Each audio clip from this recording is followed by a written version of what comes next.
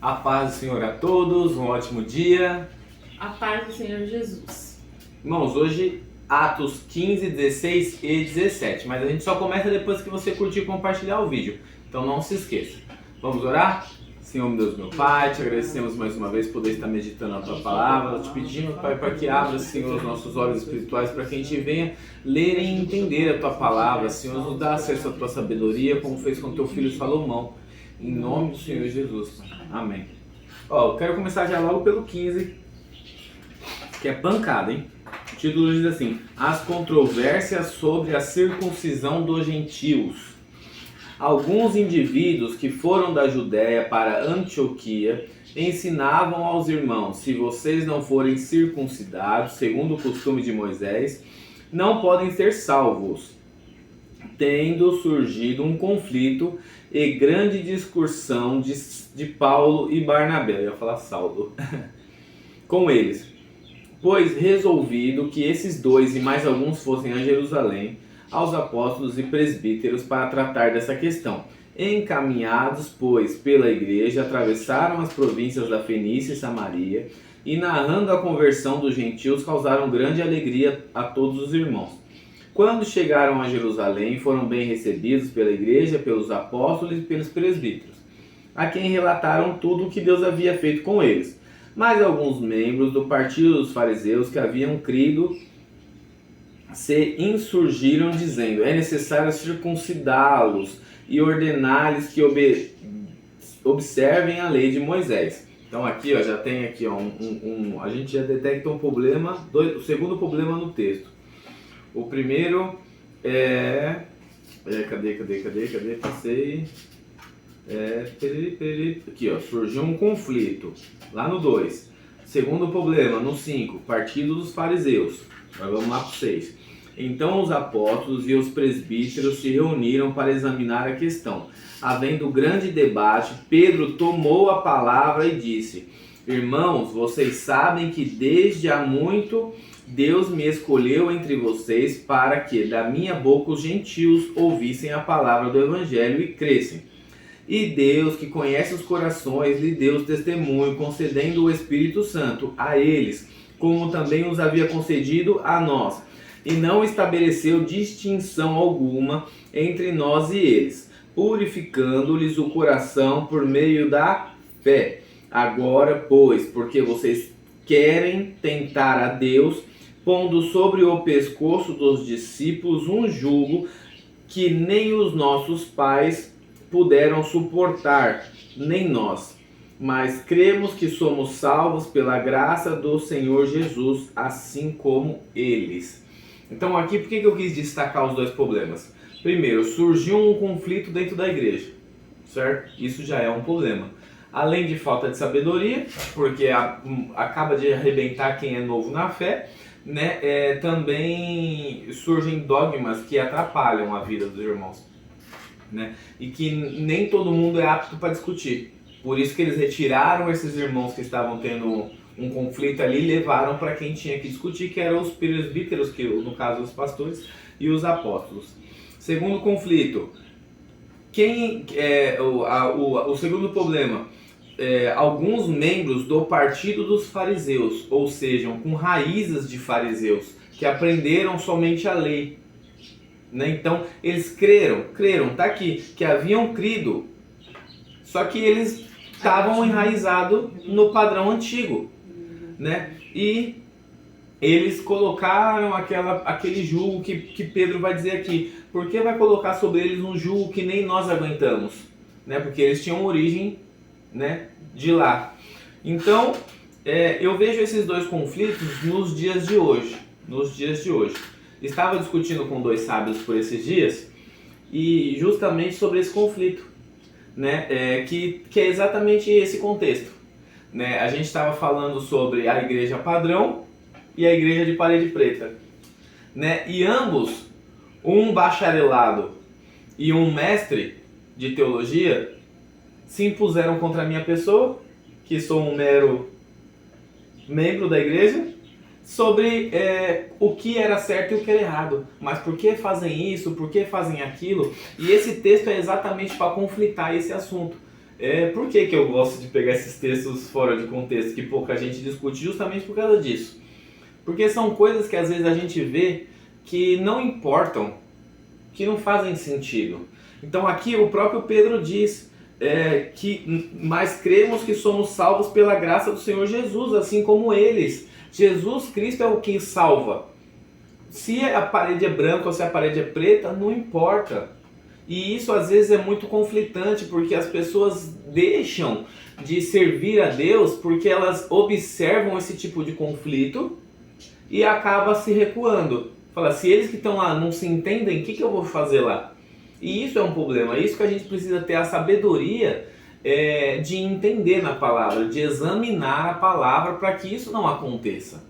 Né? Por que é importante isso? Aí eles colocam os apóstolos e depois enviam Paulo, Silas e Timóteo, né, lá para Antioquia, que eles foram. Paulo leva Timóteo contigo, eles foram primeiro para Derbe, depois para Listra, e foram pregando no caminho.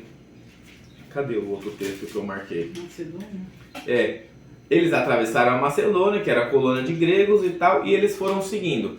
No meio do caminho, eles encontravam vários gentios, era uma colônia de gregos, de romanos. Gregos ou romanos? Gregos e romanos. Tem gregos e romanos, eu acho. Não, aqui era gregos. Gregos, ele fala de cidadão romano, né? Ele fala cidadão romano, mas eles são gregos romanos. Ok. Também pouco importa, são gentios dentro desse contexto. Eles vão e quando eles estão no caminho, eles acabam observando, porque estavam sendo perseguidos por uma mulher que tinha um espírito de adivinhação, né? Que já é a famosa história de que Paulo e Silas estavam na prisão, né? Paulo se vira e expulsa aquele demônio de adivinhação, e eles são condenados por isso. Eles sendo condenados por isso, eles vão à prisão, à meia-noite eles cantam e oram. O que é importante aí? O que é importante aí é que quando eles cantam e oram, mesmo em cárcere, né, mesmo sendo perseguidos, o Senhor ele quebra as paredes e liberta eles. Mas eles, como justos, não fogem, porque aquilo não era certo. Né? Eles foram presos, então eles tinham que seguir a lei, como o próprio Jesus diz, que nós temos que seguir a lei dos homens. Né? Nesse cenário, o carcereiro se impressiona. E o carcereiro se impressionando, ele fez o quê? Ele falou, como eu faço para ser salvo? E aí lá no 16:31, eles responderam assim, creia no Senhor Jesus e você será salvo, você e toda a sua casa. Ponto. Que é o mesmo cenário que Pedro fala lá. Então não tem que ter nada em volta para poder a gente ser salvo em Jesus Cristo. Então a gente tem que parar de discutir sobre isso. Inclusive a gente entrou, depois disso, numa outra discussão também sobre calvinista e arminiano, né, sobre os padrões de teologia. E eles ficam muito furiosos quando eles discutem comigo, porque eu não sou nada perto deles, mas eu sempre pego eles na curva de algum jeito ou de outro, eles saem irritados ou eles saem dando risada de mim. Mas eu até falei para um deles, o que importa entre calvinista e arminiano? O que importa é se meu nome vai estar no livro da vida. Mano. Eu não preciso saber de mais nada além disso. Eu preciso saber que Cristo é o meu Senhor Salvador e escreveu meu nome no livro da vida. Ponto. É isso que os apóstolos deles decidem aqui e Paulo e Silas levam para frente. Por quê? Porque se não for assim, o resto é à toa. Porque imagine se eles fossem seguir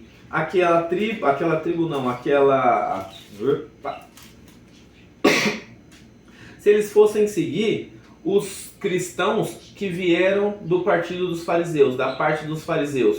Eles iam ter que circuncidar hoje o mundo todo. E o SUS não ia aguentar, só no Brasil o SUS não aguentava. Ter que circuncidar todo bebê que nasce. Então não faz sentido, é à toa. Não vai ser isso que vai influenciar na minha salvação. Não vai ser eu ir para a igreja A ou para a igreja B. O que vai influenciar na minha salvação é eu entender que é o Jesus Cristo que me salva, que te salva, que escreve nosso nome no livro da vida. É isso que a gente precisa botar na cabeça. É isso que a gente precisa compartilhar. Que é Jesus que salva, liberta e transforma. Quando Jesus chega, há mudança. E quando há mudança, não tem essas paranoias. Isso aqui é o homem que busca para dificultar as coisas. Né? Então, fuja desses conflitos. Fujam desses conflitos porque eles não levam a nada. Eles não levam a nada. Posso falar uma coisa? Pode. Quando você disse, né, não importa se você vai para a igreja A ou para a igreja B, o que ele está querendo dizer foi o que ele disse, né, que não importa a parede preta ou a parede branca. É isso, sobre matéria, sobre templo. Sim, e sobre uma igreja que só pregue Jesus. E é isso que eu ia falar.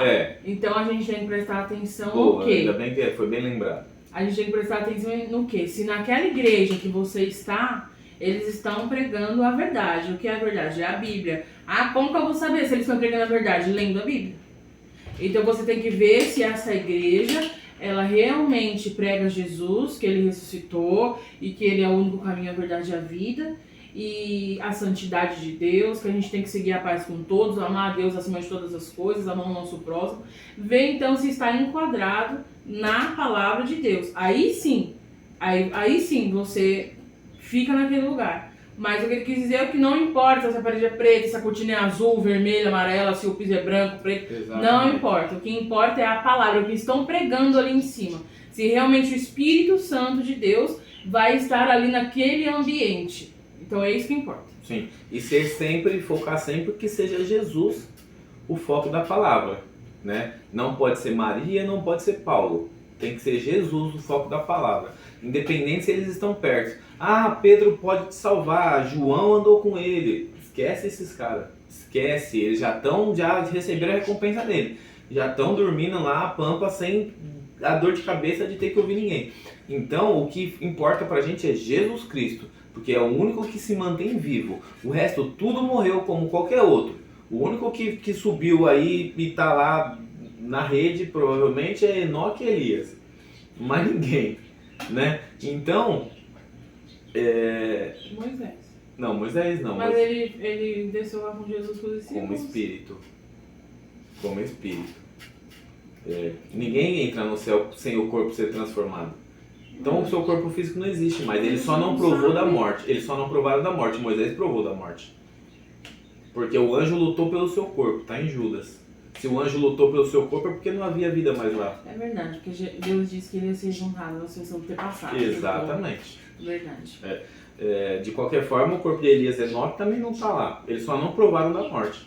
Entendeu? Mas o que importa esses caras todos já foram. Eles não vão voltar para te justificar se o céu existe ou o céu não existe. Como diz o Samuel Mariano, para a gente terminar. O destino da viagem quem escolhe é você. O céu existe, o inferno existe. Quem compra a passagem para lá é você. Né? Vamos orar? Quer acrescentar mais alguma coisa? Não. Não? Vamos orar? Senhor Deus, meu Pai, te agradecemos mais uma vez por poder meditar na Tua Palavra, Senhor, focar, Senhor, no nosso foco principal que é Jesus. Senhor, se Jesus não estiver nos nossos caminhos, Senhor, nos desvia, Pai, dos caminhos maus, para que, Senhor, esses caminhos maus não venham nos desviar da Tua direção, Senhor, em nome do Senhor Jesus. Amém. Tchau.